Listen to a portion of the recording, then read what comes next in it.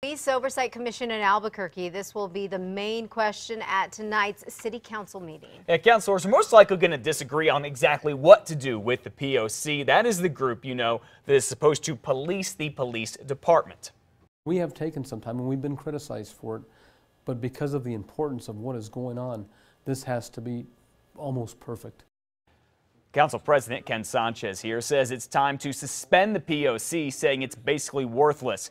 He wants to eventually see a similar group take its place, but wants to wait for recommendations from the Department of Justice first. But City Councilor Brad Winter wants to keep the POC, at least for right now. He wants to create what he calls the Civilian Police Oversight Agency and base it on a study to make the group more effective. Councilor Winter says we simply cannot wait any longer. The problem that I have is I do not want us to just wait and wait and wait and not start doing things to make our police department better. Ken Sanchez says the reform should be coming down from the Department of Justice any day now. Councilors should vote on both plans tonight. Starting at 5 o'clock, we'll be at the meeting and let you know what happens.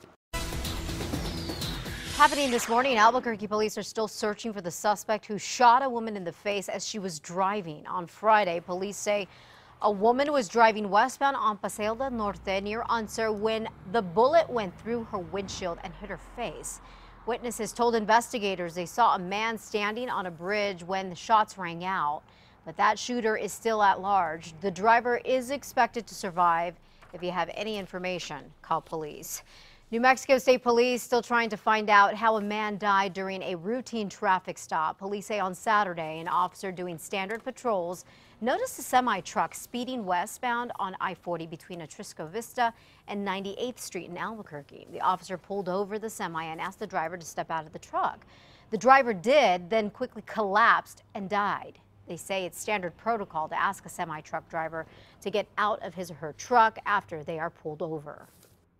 They have to, because it's kind of hard to speak over a CMV that's running, and it's kind of hard for them to conduct business standing up on the side of the truck, so they have to ask them to step out. The officer performed CPR until paramedics arrived. The driver's name has not been released.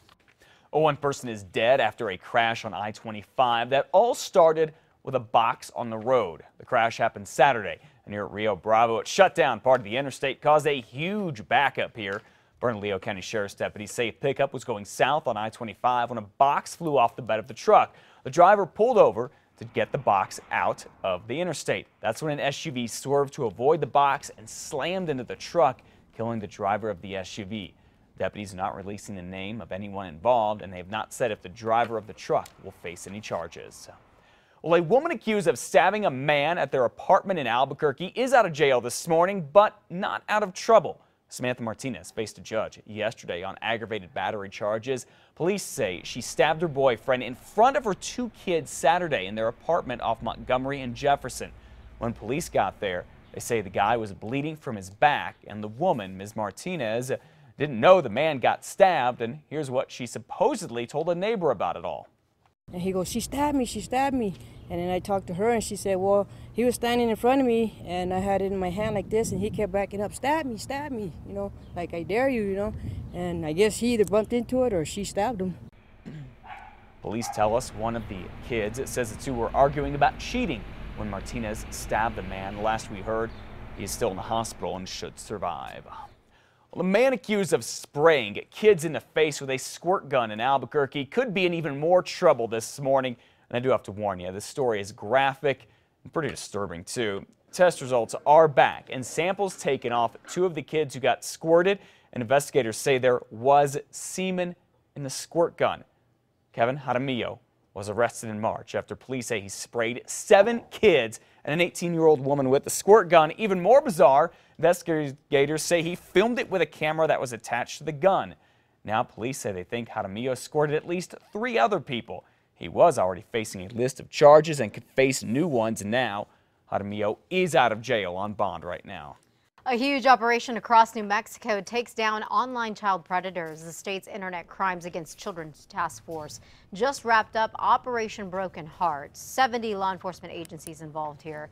They served about 23 warrants and made 12 arrests all across the state. Working with the Attorney General's office, officers were able to pool their resources together to crack down on child porn manufacturers. They also focused on those sharing child porn and child prostitution. Officers say they hope these operations will send a clear message to anyone trying to exploit children. When we can target individuals that are targeting our children, go after them in a unified effort to make a difference across the state. Operations like these are funded by grants from the Department of Justice. Schools in Hobbs could be getting a new security system that will help keep kids safer. The new system would require school visitors to present an ID. A special scanner would check the ID through the National Sex Offender Database and a school visitor restricted list. If someone's name appears on one of those lists, alerts would immediately go out to local law enforcement. We've got buildings full of youngins and full of kiddos, and probably the most heinous crime against those individuals are sexual predators, and we want to know if those individuals are on our campuses. The district hopes to have the system installed by the next school year. Starting today, kids will be able to get a healthy meal as the free summer lunch program begins in Bernalillo County. Anyone who is 1 to 18 can get the free lunches from now through August 8th at a number of places all around the county. If you want to find out where to go, well, go to KRQE.com, click on links. Now, in all of New Mexico, folks will be serving out about 2.1 million free lunches this summer. Early voting for the primary elections is over right now, so if you want to cast your ballot, you're going to have to do it tomorrow. There will be 69 vote centers open around Bernalillo County. You can cast your ballot at any one of these sites as long as you're already registered to vote here. They'll be open from 7 in the morning until 7 at night. For a complete list of the locations, go to krqe.com and click on links.